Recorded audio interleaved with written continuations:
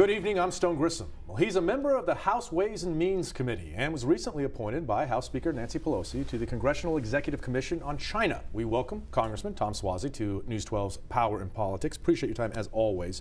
Thank you, Stone. Thanks for having me here. Yeah, let's start off with the big news from yesterday. Robert Mueller came out and made a public statement, didn't take questions, but he made a public statement. The first time since the report was put out, and it seems to contradict in many ways what the U.S. Attorney General William Barr has at least represented of the Mueller report.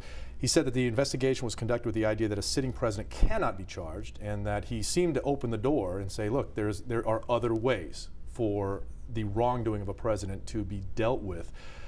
Is that in your, well, just let me give you a response for that.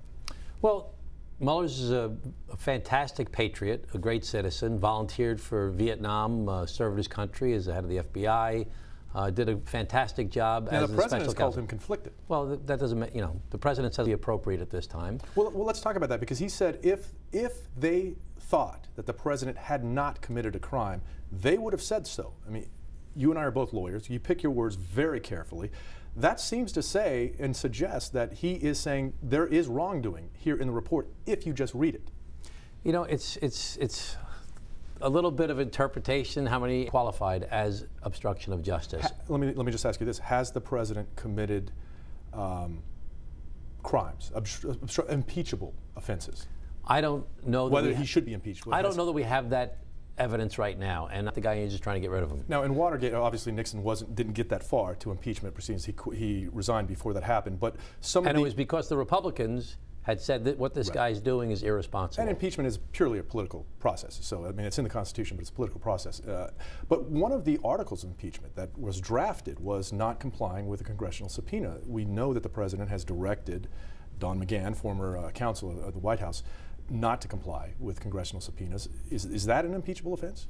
Well, we have to see what actually ends up happening in healthcare and everything else, climate change. Can Congress do both things at once? Can they legislate yes, they and have investigate? To. They must do that. Those are the constitutional duties, and that's the obligation already started to work on in the House. Okay, you brought up the fact that you sit on the Ways and Means Committee. That's basically, you help write a lot of the tax laws in our country.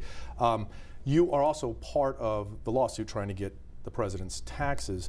Now, U.S. Treasury Secretary Steve Mnuchin has refused, and should he be held in contempt of Congress, or is that a political act that shouldn't happen at this point?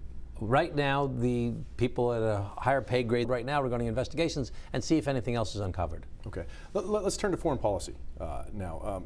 Are we in a good position now with respect to foreign policy, and specifically with China, with Iran, with North Korea? Have we made inroads down that road? You know, this is another very complicated, a lot of it come out about what China's up to. Were tariffs the right idea with China to impose those? I think the president's playing a dangerous game may be the way to go. Okay, you talked about Normandy a second ago. Let's talk about that. You are planning a trip next week to Normandy. That's for the 75th anniversary. Tell me about that. Well, there's a delegation